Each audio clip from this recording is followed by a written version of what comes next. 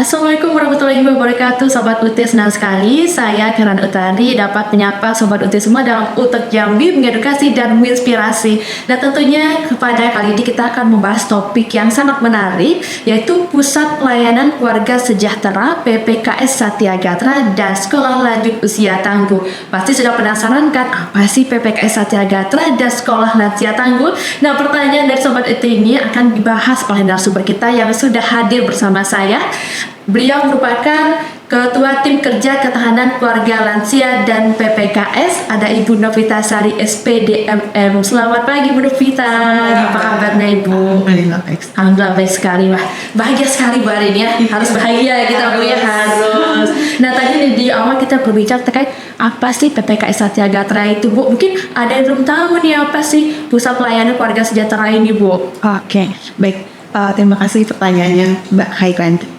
Jadi banyak yang belum tahu Mbak, memang ada di Jambi itu ada layanan, suatu wadah layanan bagi masyarakat. Mereka bisa mendapatkan informasi, edukasi, konsultasi dan konseling terkait permasalahan berbagai siklus hidup yang ada dalam keluarga. Namanya adalah Pusat Pelayanan Keluarga Sejahtera. Kalau di Jambi kita sebut namanya Rumah Konsultasi dan Konseling Keluarga Satya Gatra. Jadi Mbak bilang tadi PPKS itu kita sudah merubah akronimnya menjadi Satya Gatra. Satya Gatra. Dulunya sebelum tahun 2023 masih namanya PPKS, tapi karena banyak yang menyebutkan singkatan PPKS itu berbagai macam singkatan, jadi BKKBN merubahnya menjadi Satya Gatra. Sama singkatannya yaitu Pusat Pelayanan Keluarga Sejahtera. Tapi di bawah BKKN Provinsi Jambi sejak tahun 2023 kemarin menjadi Satya Gatra. Ya, soalnya baik. Terkait layanannya apa aja sih Bu?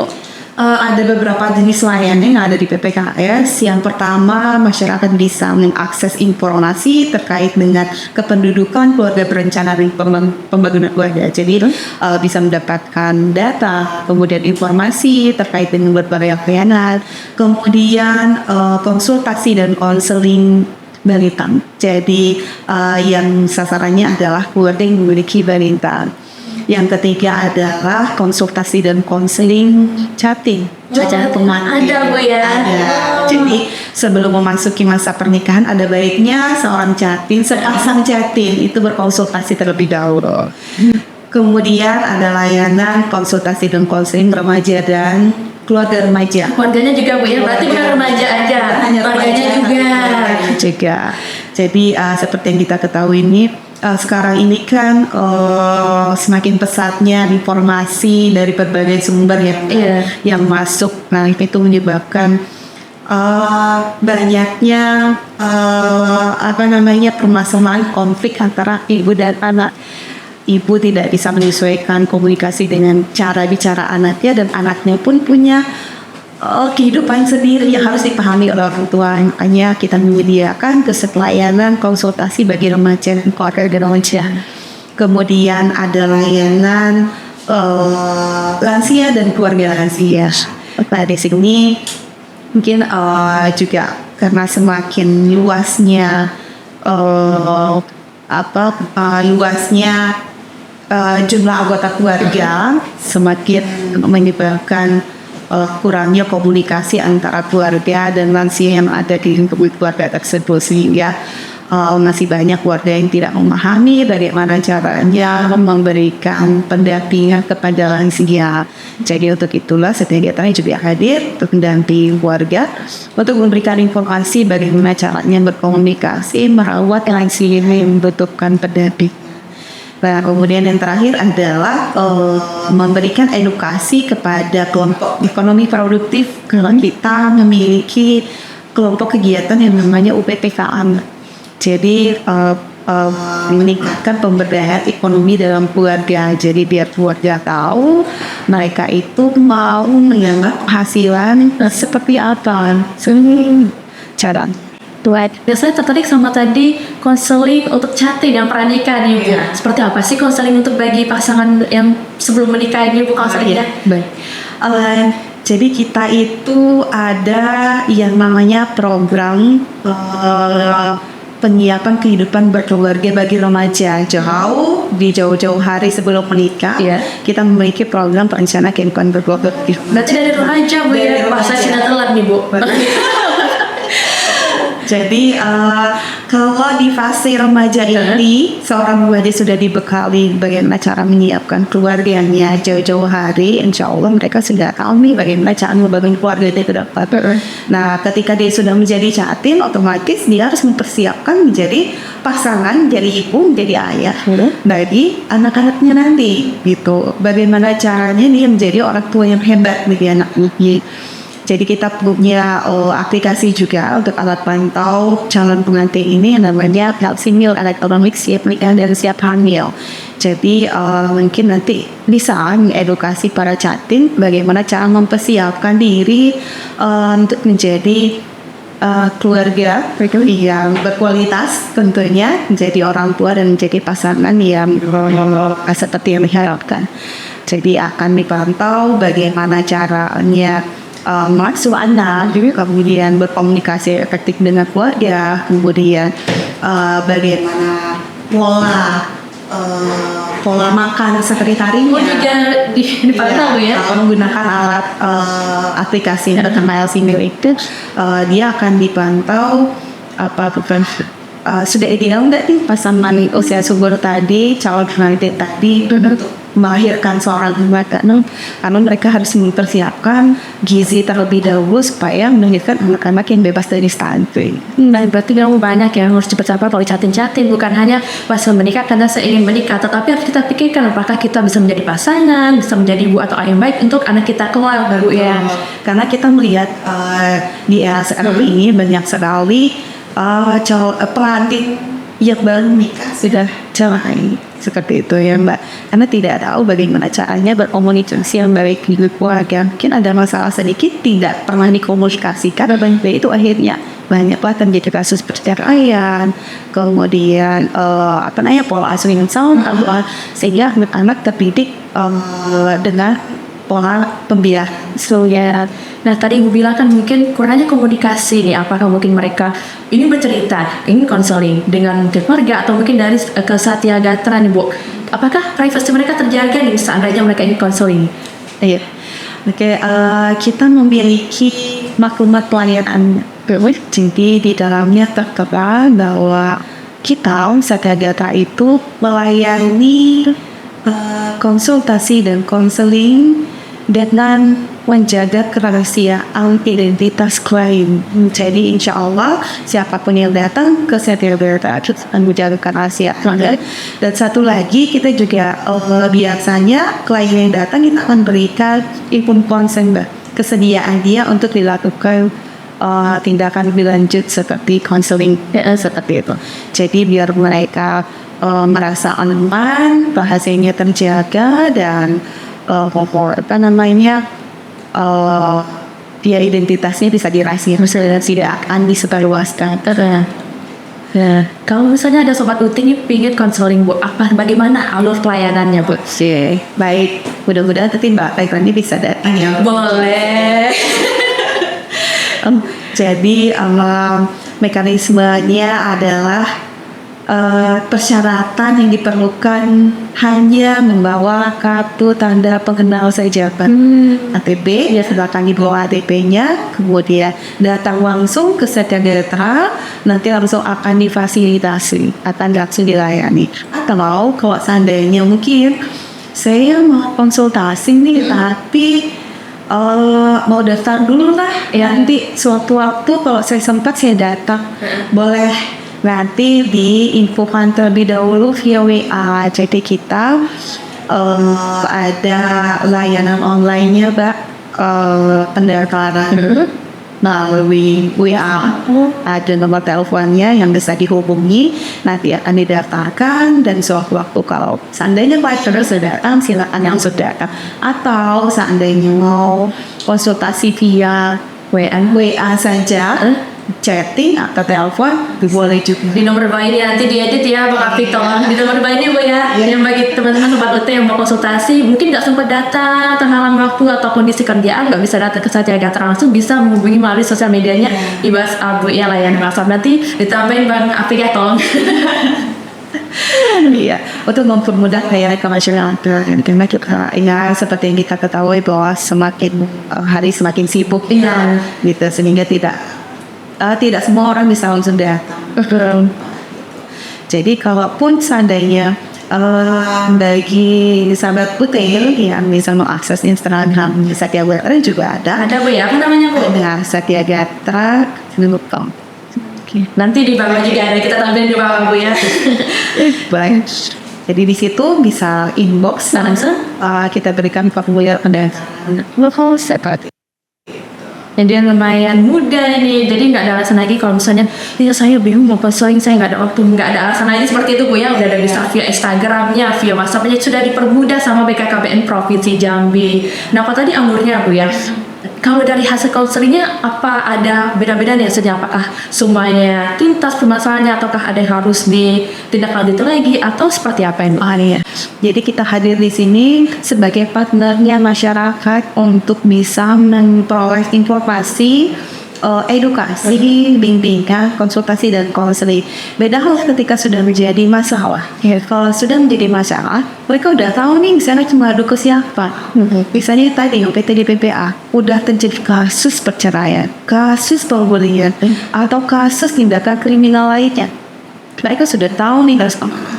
Tapi kita pengen mengendalikan mindset masyarakat kita bahwa kita tidak harus menunggu masalah itu terjadi lalu kita mencari teman berbicara untuk berdiskusi. Tapi Satya Gatra kita ini hadir sebagai partner yang tadi saya sebutkan, mau mengajak masyarakat, yuk sebelum terjadi sesuatu bolehlah datang, kita sama-sama bicara titik masalahnya tuh apa sebenarnya. Apakah mungkin karena komunikasinya yang tidak efektif di dalam keluarga, atau mungkin orang tua masih menganggap bahwa pola asuh yang lama itu masih bisa diterapkan dengan zaman sekarang. Terus apakah lansia yang ada di sekitar kita ini ya udah dibiarkan begitu saja tanpa adanya pendampingan sesuai dengan kebutuhan mereka gitu. Jadi kita di sini untuk menjawab kebutuhan yang ada di masyarakat. Berarti ternyata pola asuh zaman dulu dengan zaman sekarang itu berbeda Bu ya? Pastinya. Seperti apa perbedaannya Bu? Zaman. Karena yang seperti kita ketahui bahwa banyak sekali arus informasi luar yang merubah pola pikir para remaja kita sekarang. Jadi mereka sudah dapat konsumsi informasi dari berbagai negara. Ini masuknya informasi dari negara barat, otomatis akan merubah budaya remaja kita. Nah, para orang tua yang memiliki remaja khususnya itu tidak bisa menerapkan pola asuh yang sama yang kita dapatkan dari zaman dulu, karena zamannya sudah berbeda. Mereka bisa melarikan diri ke sosial media, ke situs-situs pornografi mungkin, ke teman-teman yang tidak layak untuk sharing. Iya sih. Nah, tadinya kan seperti itu, makanya banyak sekali remaja yang keluar dari rumah hingga mungkin baru kenal dengan seseorang yang udah menikah atau dijadikan korban kekerasan seksual. Nah, itu tadi kini orang tua yang masih menganggap pola asuh yang diberikan itu boleh ini kita terapkan sama masih berbeda zamannya. Kalau dulu kita mungkin sama orang tua, kita nggak akan lari dari rumah. Mau kemana gitu.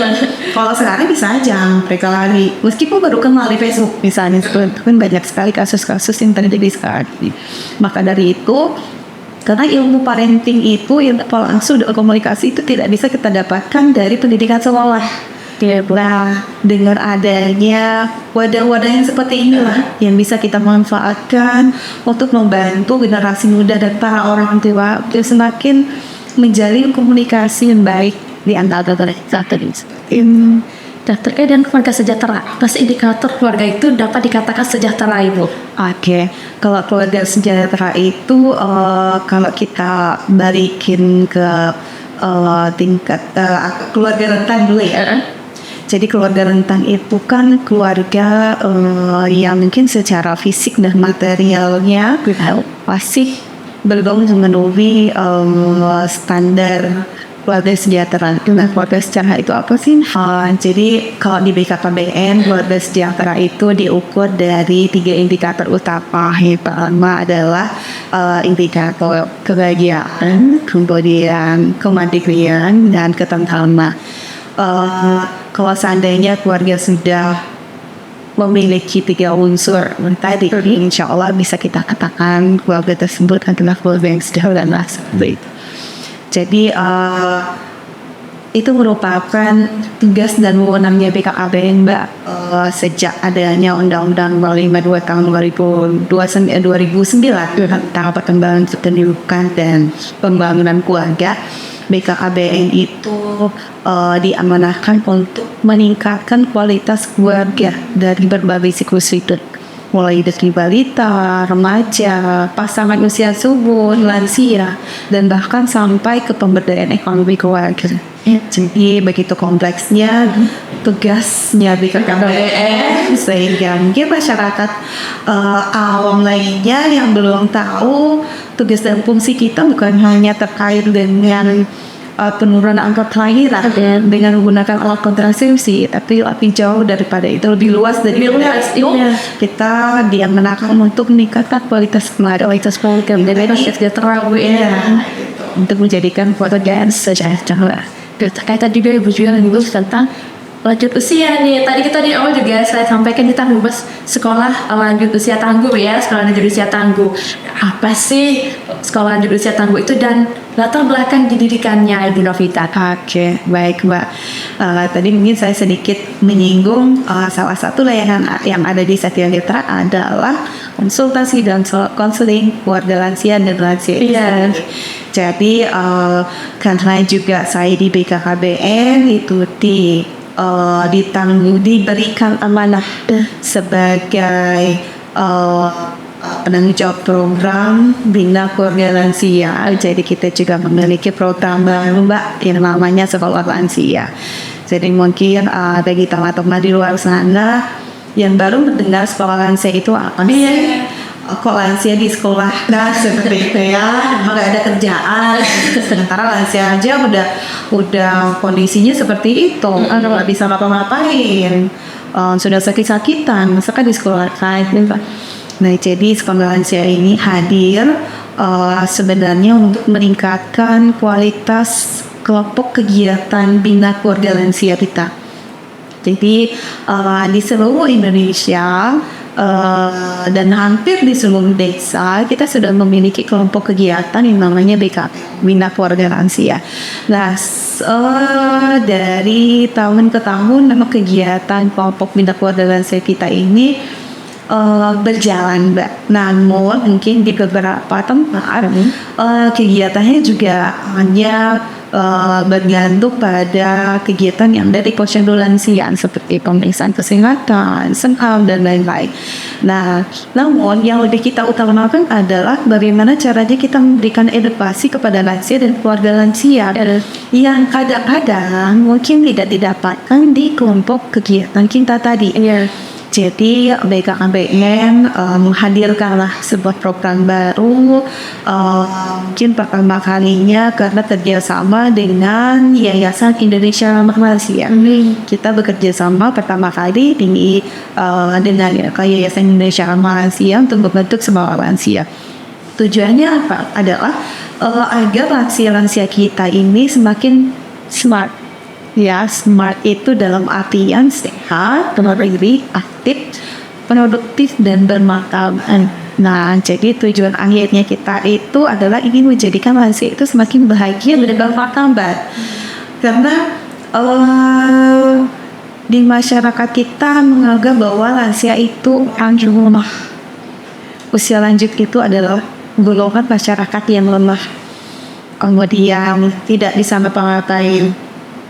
Kemudian yang dianggap hampir tidak ada gunanya seperti itu. Masih ada pemikiran seperti itu? Masih ada pemikiran seperti itu. Ngapain dengan adanya pertanyaan kenapa lansia di sekolah kan gitu aja kita sudah bisa mendapatkan gambaran bahwa lansia itu dipandang masih sebelah mata seperti itu. Jadi karena kita ingin membalikan martabatnya lansia tadi, makanya kita memberikan wadah khusus bagi mereka supaya mereka bisa berkegiatan sesama mereka, bisa sharing, bisa menambah informasi bagaimana caranya mereka bisa meningkatkan kualitas diri.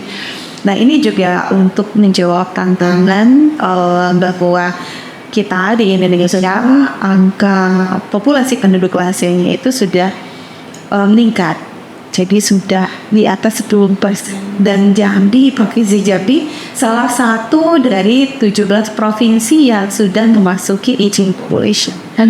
Tapi makanya sementara usia lansia ini sudah semakin bertambah, populasinya juga semakin bertambah, otomatis pemerintah juga harus memikirkan mau dikemana ini lansia yang masih usia produktif ini, gitu ya. Jadi mau dikemanakan? Apakah kita biarkan seperti itu aja?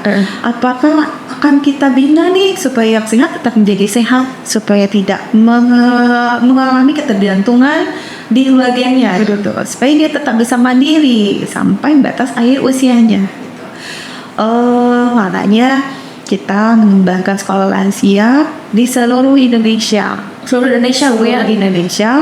BKKBN mengembangkan sekolah lansia di seluruh Indonesia. Nah, kalau di Provinsi Jambi sendiri, kita sudah membentuk sekolah lansia pada tahun 2023 yang lalu.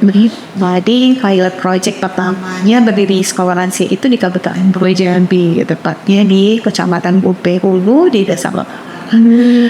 Nah, kita menjadikan proyek pertama kali di situ karena kita melihat kondisi lansianya lumayan banyak. Itu pertama. Yang kedua, dukungan dari desanya yang luar biasa, sehingga kita bisa menjadikan pilot project pembentukan sekolah lansia. Jadi pilot project ya? Iya, pilot project. Jadi setelah dilaksanakannya pembelajaran sekolah lansia sampai selesainya pembelajaran sekolah lansia, sangat bagus sekali di sana dan bisa menginspirasi wilayah-wilayahnya juga membentuk sekolah lansia yang sama.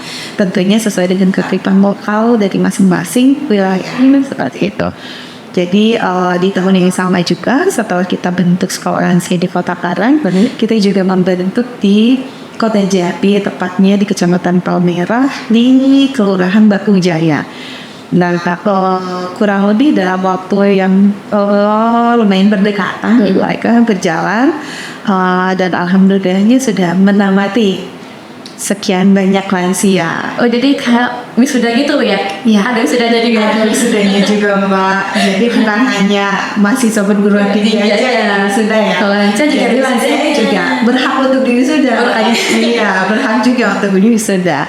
Jadi ya mungkin memang beda antara pembelajaran di pendidikan formal dengan pendidikan non formal. Kalau kita bilangnya sekolah lansia ini adalah merupakan wadah pendidikan non formal karena dia berdirinya di masyarakat, dari masyarakat oleh masyarakat untuk masyarakat. Jadi memang sama dengan sekolah formal, di sekolah lansia juga ada kurikulumnya. Ada kurikulumnya juga. Ada kurikulumnya. Jadi ya kalau di sekolah formal itu kurikulumnya disusun memang sudah standar seluruh Indonesia. Mau gak mau di setiap pelosok negeri itu harus ngikutin standar kurikulum yang sudah ditentukan oleh pemerintah. Nah, beda halnya dengan sekolah lansia ini. Sekolah lansia ini kurikulumnya disusun sesuai dengan kebutuhan lansia setempat. Jadi akan berbeda dari satu desa ke desa lainnya. Beda-beda. Namun kita membatasi pemberian informasinya itu di dalam 7 dimensi lansia lalu. Jadi materi intinya itu harus sesuai dengan 7 dimensi lansia tamu, Mbak. Jadi yang pertama itu adalah dimensi spiritual, kemudian dimensi fisik, dimensi sosial kemasyarakatan, dimensi emosional, dimensi intelektual, dimensi vokasional, kemudian yang terakhir adalah dimensi lingkungan. Jadi semua informasi terkait dengan dimensi ini wajib diberikan, namun materi intinya atau submaterinya itu disesuaikan dengan kondisi lansia. Misalnya terkait dengan dimensi fisik, fisik ini kan terkait dengan kalau kesehatan fisiknya sih ya gitu, baik itu dari konsumsi makan makanan yang bergizi, kegiatan dia sehari-hari untuk meningkatkan kebugaran hingga kesehatan. Nah, ini harus disesuaikan dengan kondisi setempat. Misalnya di situ butuhnya adalah materi terkait dengan hipertensi misalnya. Jadi nanti kita memberikan memasukkan pendidikan tentang hipertensi ke dalam kurikulum pembelajaran. Gitu. Terus untuk dimensi profesional itu terkait dengan keterampilan. Lansia di tempat itu butuhnya keterampilan membuat anyaman misalnya. Nah, itu yang akan kita berikan. Oke, berarti informasi terkait dengan keterampilan lebih kita tekankan kepada produk untuk membuat nyaman seperti itu. Jadi sebelum pembelajaran kita lakukan assessment dulu kepada lansia untuk mengetahui kondisi lansianya, kesehatannya seperti apa, tingkat ketergantungannya seperti apa, kemudian yang mereka butuhkan apa, sehingga kita tidak salah untuk mencantumkan informasi atau materi ke dalam kurikulum. Oke, sama sesuai kebutuhan dari dengan kebutuhan lansia. Nah, kalau lansia ingin daftar sekolahnya, apa aja sih persyaratannya, Bu? Ya. Kalau kita lihat dari sekolah-sekolah yang sudah ada, sama seperti penerimaan siswa baru sebelum jadi misalnya nih di Kota Karang kemarin sama di Kota Jambi sudah, dan beberapa sekolah yang sudah berdiri pun seperti ini. Mereka memang membuka pengumuman resmi di kantor desanya, sehingga mereka sehingga keluarga yang memiliki lansia dan lansia itu datang untuk mendaftarkan diri untuk bersekolah.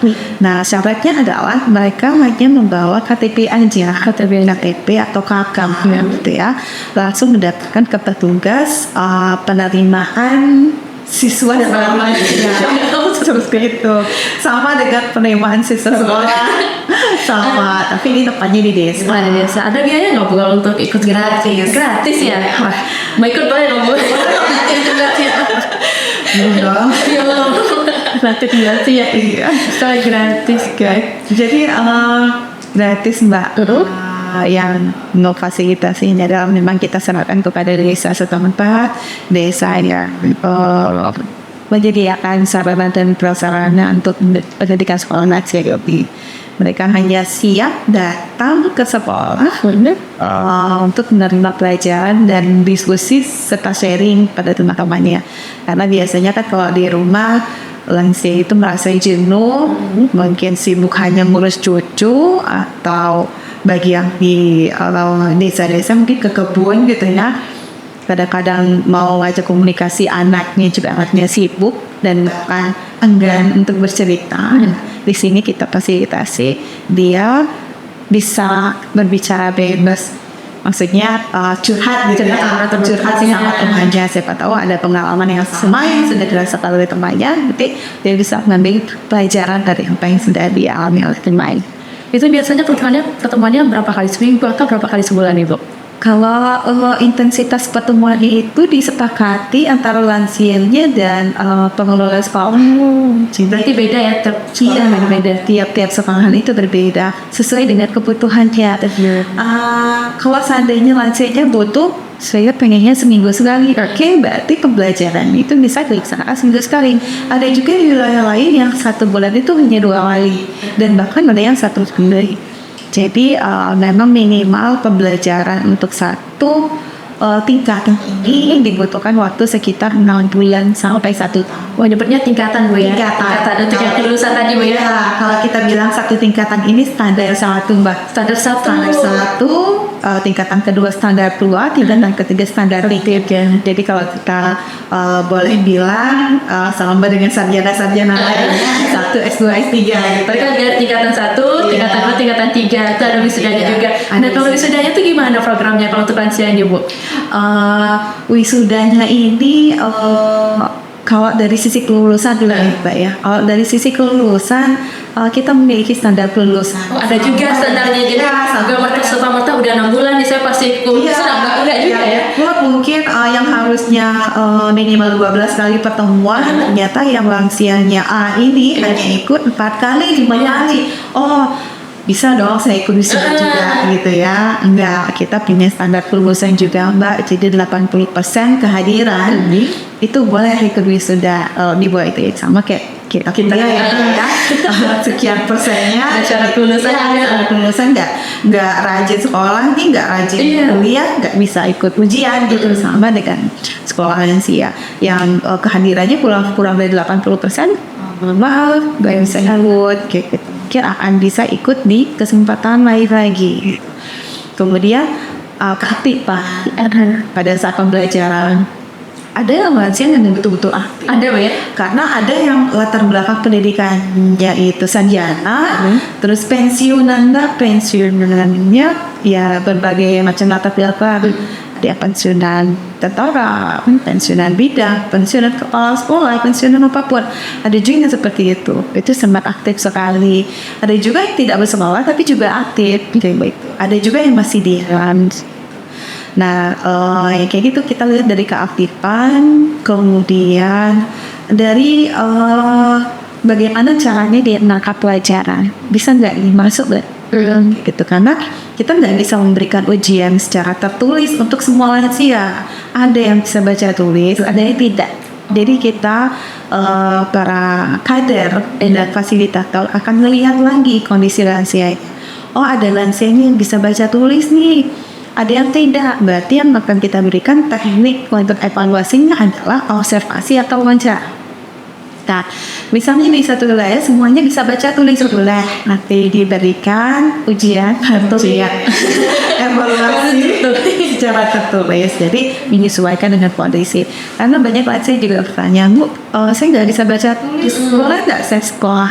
Iya, itu boleh. Itu terbuka juga Bu ya? Tidak dibatasi. Karena tujuan kita adalah bukan untuk mereka menjadi orang lansia yang bisa baca tulis, bukan menjadikan lansia yang pintar matematika, pintar ilmu pendidikan apa kayak gitu ya. Tapi kita tujuan akhirnya adalah menjadikan lansia yang tadi smart dan food, sehat, mandiri, aktif, produktif, bermartabat dan kayak gitu. Jadi intinya menjadikan lansia menjadi bahagia.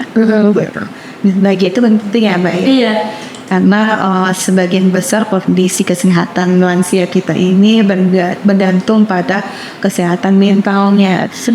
Secara fisik dia rajin memantau kesehatan dia ke pasien lansia atau ke puskesmas, tapi secara mungkin secara mentalnya dia tertekan di rumah, nggak pernah duduk bareng dengan teman-teman seusia dia, sefrekuensi dengan dia, kayak gitu. Terus tidak pernah mencurahkan isi hati, saya sebenarnya pengen tapi tidak berani untuk cerita sama anaknya, dan kadang mungkin anaknya juga menutup diri untuk mendengarkan mendengarkan keluh kesah di awalnya sini, yaitu tadi. Dan saya merasa tetap tidak bisa mengikuti apa keinginan dia menjadi lanjut usia seperti. Tadi di awal gue sempat juga ngapain ya hal pertama kali sekolah lansia tahun ini. Ada masyarakat masih pikir untuk apa sih sekolah lansia tahu. Nah sekarang udah banyak nih, hampir di semua kabupaten kota provinsi Jambi udah ada Bu ya. Sadana tinggal satu lagi aja yang grupnya di mana yang lebih kabupaten di Kabupaten Bungo. Dan itu pertama kali di provinsi Jambi di 2023. Sekarang udah di 2024, udah berarti udah sekitar 10 kabupaten kota ya Bu yang udah ada. Itu lumayan singkat nih waktunya Bu. Pendekatan seperti apa sih yang dilakukan BKKBN sehingga masyarakat bisa menerima dan antusias dari pihak lain seperti pemerintah desanya, tentu masyarakatnya juga antusias menerima program ini. Baik Mbak. Jadi untuk pertama kalinya kita bentuk sekolah lansia di Mulai Jambi terus di Desa Kota. Nah, itu sebenarnya kita agak sedikit pesimis di awal. Karena apa? Ini program baru dengan kita harus membuka pikiran masyarakat kita yang awam ini gitu ya. Untuk apa sih ada sekolah lansia? Nah, syukurnya kita memilih lokasi pertama kali di Desa Botakaran ini yang disambut baik oleh uh, perangkat desanya dan masyarakat desanya, didukung oleh OPDKB Kabupaten Muara Jambi. Jadi pertama kali memang kita lakukan advokasi terlebih dahulu. Kita lakukan pendekatan bersama-sama dengan OPDKB Kabupaten Muara Jambi kepada pemerintah kecamatan dan desa. Jadi pada saat itu kita lakukan brainstorming ya kepada pemerintahan desa. Ada program baru Pak, ini sekolah lansia yang memang harus kita buka dari nol gitu ya, untuk pasien seperti ini. Bagaimana kegiatannya, tujuan akhirnya apa, kemudian langsung diterima dan langsung didukung oleh pemerintah desa setempat. Dan alhamdulillahnya sarana dan prasarananya bukan hanya dari BKK dan provinsi saja, jadi dukungan dari desa pun lumayan banyak seperti itu. Nah, tantangan selanjutnya bukan hanya kepada pemerintah desa saja, tapi masyarakat yang ada di sekitar sana. Masyarakat itu kan nggak tahu ya, tiba-tiba kita sudah punya program, itu untuk apa, manfaatnya apa, kami nggak tahu. Terus kami harus ngapain nih? Saya harus ngapain nih ikut sekolah lansia gitu. Jadi sebelum berkegiatan kita lakukan sosialisasi terlebih dahulu, mengumpulkan seluruh elemen yang ada di desa setempat. Jadi adalah forum RT di sana, kemudian tokoh agama, tokoh masyarakat lainnya, mitralitas sektor kita kumpulkan, kita informasikan bagaimana proses pembelajarannya, nanti seperti apa. Kami mohon dukungan semuanya, karena yang akan hadir di sini adalah bagian-bagian dari masyarakat itu sendiri, itu lansia. Dan mohon dukungannya. Awalnya itu yang daftar itu hanya sedikit, Mbak. Itu tadi karena menganggap ini program baru dan belum tahu manfaatnya seperti apa. Hanya sedikit yang saya daftar. Akhirnya para kader itu jemput bola turun ke rumah-rumah masyarakat yang memiliki lansia. Dan pada akhirnya yang memang banyak sekali yang ikut, karena awalnya nggak tahu, akhirnya sudah tahu dan mereka berbondong-bondong untuk ikut. Itu pun kalau tidak dibatasi jumlah lansia yang ikut, dan semuanya pasti akan membentuk beberapa kelas. Nah, itu sih setelah dilakukan sosialisasi dan akhirnya berjalan dengan lancar, dan alhamdulillah mereka sudah diwisuda di standar 1 dan sedang menempuh pembelajaran untuk standar 2, dan insya Allah standar 2-nya juga akan diwisuda pada bulan Desember. Desember, sabar datang Ibu.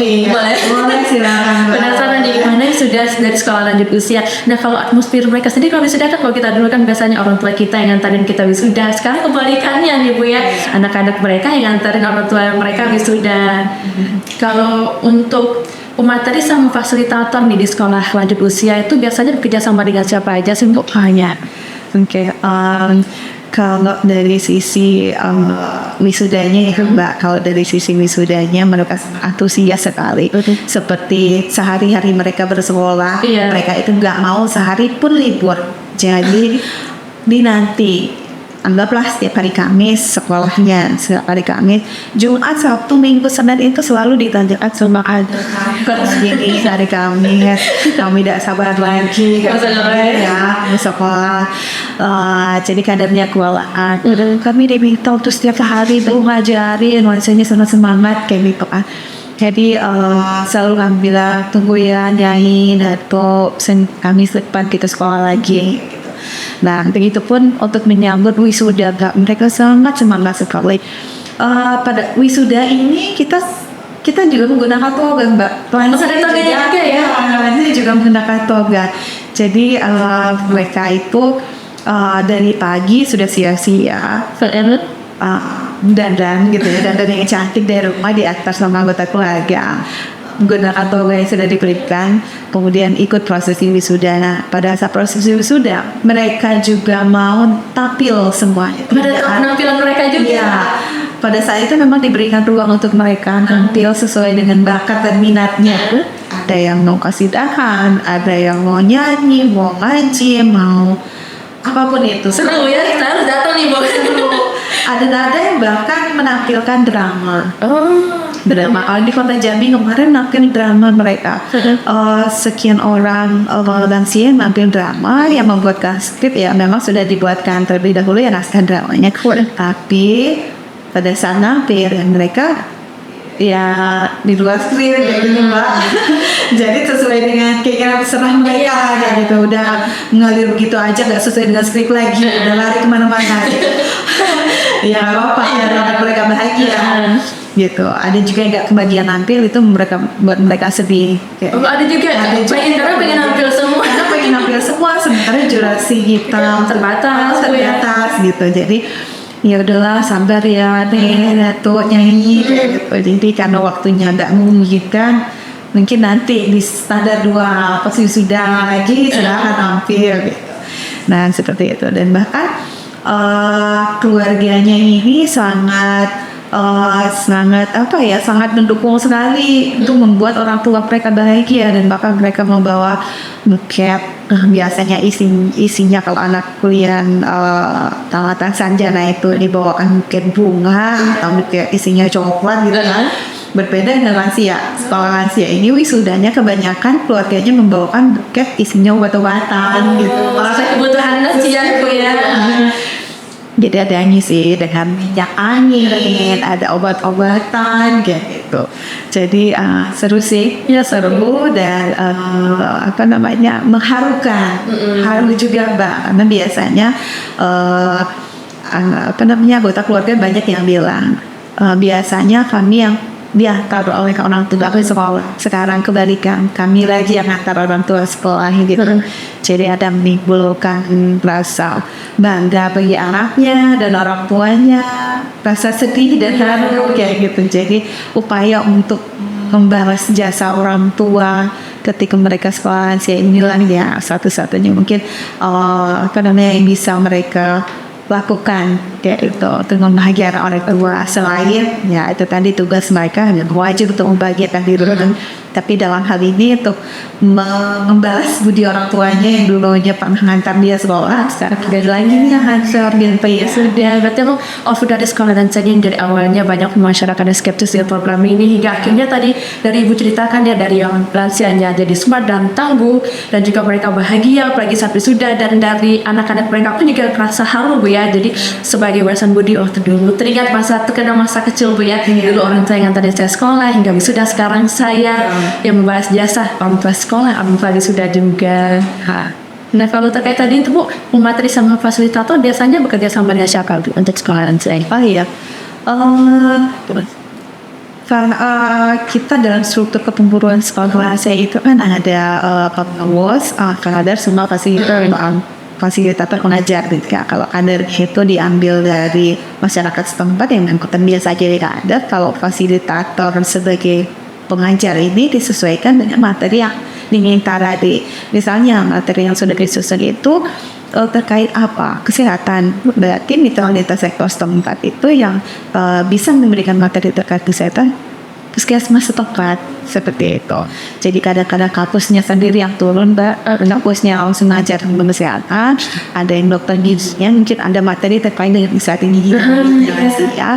Terus materi tentang bagaimana cara menjaga kesehatan lingkungan lansia menjadi aman dan nyaman mungkin itu dari sarjana kesehatannya yang ada di puskesmas atau bahkan bidan di puskesmas. Jadi kita minta fasilitasi kepada kepala puskesmas siapa yang mereka tunjuk silakan sesuai dengan wewenang mereka.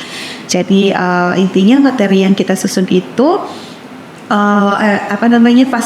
pengajar yang kita kerjasamakan gitu yang kita ajak bermitra untuk menjadi pengajar adalah sesuai dengan materi yang sudah disusun. Jadi misalnya materi tentang spiritual, keagamaan itu KUA-nya itu. Dan bahkan kalau seandainya tidak ada pengajar setempat yang bisa menjadi pemateri sesuai dengan materi yang kita susun, kita boleh minta di tingkat provinsi ataupun kabupaten kota. Jadi intinya para pengurus sekolah lansia adalah hal ini yang bertanggung jawab adalah kepala desa harus bekerja sama dulu dengan lintas sektor di lingkungan kecamatan dan kabupaten kota sampai ke provinsi. Jadi ada juga misalnya di Kota Karang itu mereka ada materi tentang dimensi emosional itu ya. Emosi itu kan terkait dengan mental ya. Artinya yang menjadi fasilitator adalah psikolog ya bagusnya. Nah, sementara di sana di puskesmasnya di wilayah kecamatan tidak memiliki tenaga psikolog, dan otomatis mereka harus berkoordinasi atau bekerja sama dengan klien. Jadi karena kita sudah kerjasama dengan ahli tambah waktu itu, kalau kepala desanya berkoordinasi dengan ahli tambah, mohon fasilitas sebagai fasilitator untuk mengajarkan dimensi emosional seperti itu. Jadi disesuaikan Mbak siapa yang menjadi pematerinya, dan bahkan ada juga dari perguruan tinggi Mbak menjadi pemateri asalkan kita sudah bekerja sama di luar.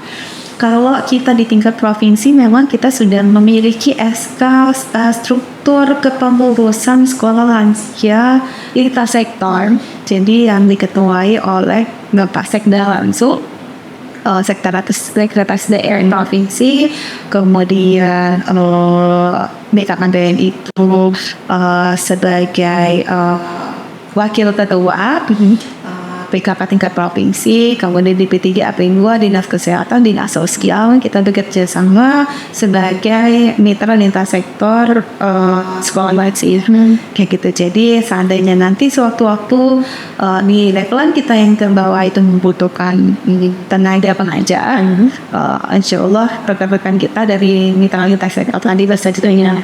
Berarti memang pemateri dan fasilitator memang sesuai dengan materi diajarkan, dengan bukan berarti kelas ini cuma ada satu pemateri yang harus mencakup semua unsur. Tadi ada 7 Bu ya untuk yang kurikulum di luar dari yang sesuai kebutuhan tiap daerahnya. Berarti memang materi tadi tentang emosional, tentang psikolog, materi tentang agama, tentang yang dari KUA, berarti memang sesuai materinya. Jadi nggak satu pemateri untuk mencakup semuanya. Memang ahlinya sudah ada ahli jadi diterjunkan langsung. Nah terakhir nih Bu, apa sih Bu harapan nih Bu kedepannya terkait perkembangan program Satya Gatra dan juga sekolah lanjut usia itu? Harapannya tentunya untuk Satya Gatra, karena mindset masyarakat kita tadi yang tadi sudah saya sampaikan, masih beranggapan bahwa ketika ada masalah baru datang, baru mau mencari solusi. Jadi harapan kita masyarakat sudah aware nih tentang keberadaan Satya Gatra, silakan datang,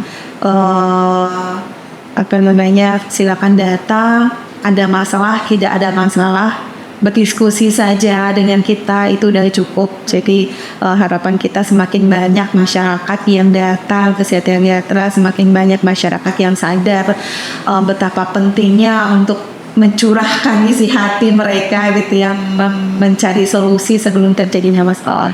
Kemudian untuk sekolah lansia harapannya bisa berkembang sampai ke seluruh desa yang ada di Provinsi Jambi, karena target tahun ini memang seluruh kabupaten kota Mbak, seluruh kabupaten kota, namun di Kabupaten Muara Jambi sudah menargetkan seluruh kecamatan memiliki sekolah lansia, dan itu dibuktikan dengan sudah dilaunchingnya beberapa sekolah lansia di seluruh kecamatan di Kabupaten Muara Jambi. Dan harapan kita ke depannya juga bukan hanya di semua kecamatan, tapi di setiap desa memiliki sekolah lansia, sehingga lansia memiliki akses untuk mendapatkan wadah mereka untuk saling bercerita, untuk saling menimba ilmu sesama di dalam wadah sekolah.